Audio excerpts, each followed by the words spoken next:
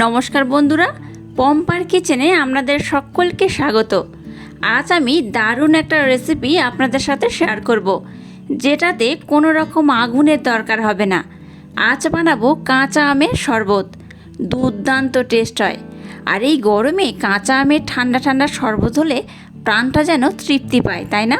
তাহলে চলুন শুরু করা যাক কাঁচা আমের শরবত। কাঁচা আমের যে শরবতটা বানাবো তার জন্য দেখুন দুটো কাঁচা আম আমি নিয়ে নিয়েছি। এই কাঁচা আমগুলোকে প্রথমে আমি খুব ভালোভাবে খোসা ছাড়িয়ে নেব। আর কোনো রকম ঝামেলা ছাড়াই কিন্তু কাঁচা আমের শরবতটা আজকের বানাবো।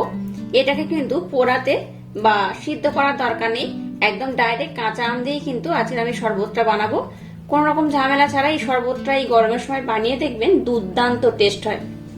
প্রথমে একটা এরকম ছেলারের মাধ্যমে খোসাটাকে আমি খুব ভালোভাবে এইভাবে ছাড়িয়ে নেব।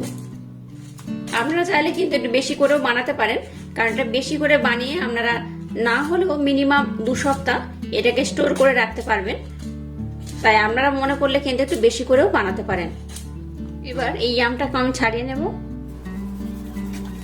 দেখুন এই আমটা কিন্তু একটু পাকা অবস্থা হয়ে গেছে।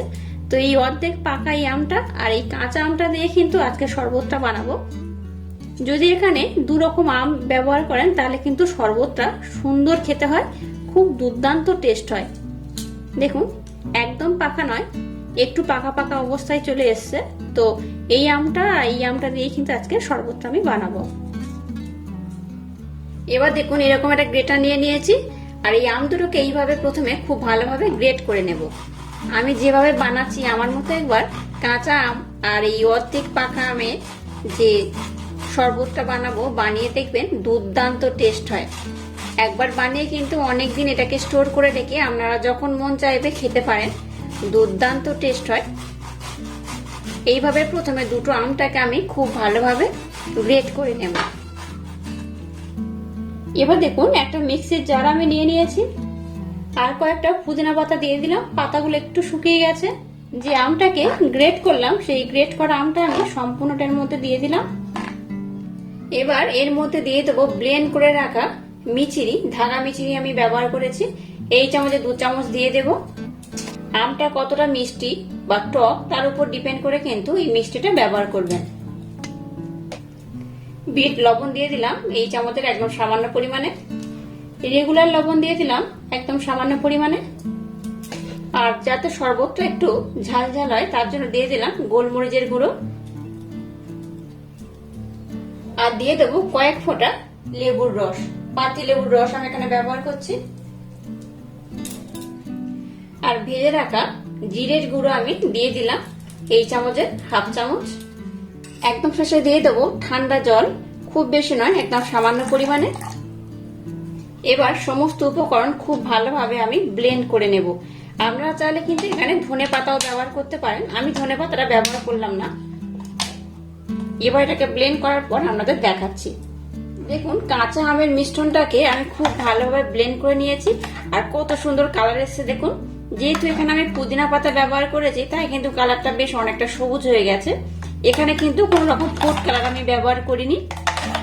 আর এই মিশ্রণটা সব শেষে কিন্তু একটু টেস্ট করে নেবেন লবণ মিষ্টি সব ঠিক আছে কিনা।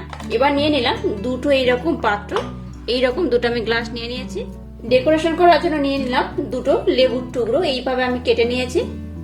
একটা ছুরির মাধ্যমে লেবুর ধারটাকে আমি এক ধারটা এইভাবে কেটে দেব।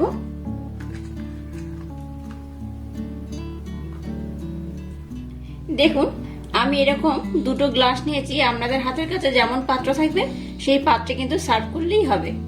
এবার দেখুন কিছু বরফের টুকরো আমি দিয়ে দেব।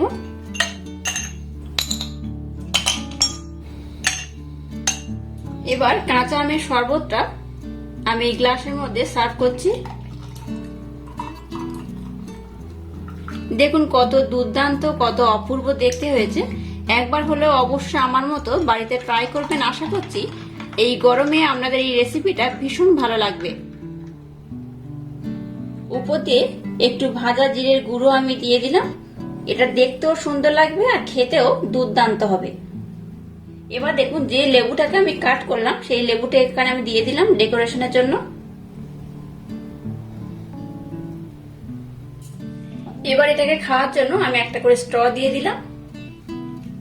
দেখুন কত অপূর্ব, কত অসাধারণ দেখতে হয়েছে। আর আজকের আমার এই রেসিপিটা যদি আপনাদের ভালো লাগে তাহলে চ্যানেলটাকে লাইক, শেয়ার, কমেন্ট এবং সাবস্ক্রাইব করবেন আর পাশে থাকা বেল আইকনটা প্রেস করে দেবেন। তাহলে টাটা, আবার দেখা হচ্ছে নতুন কোনো রেসিপি নিয়ে।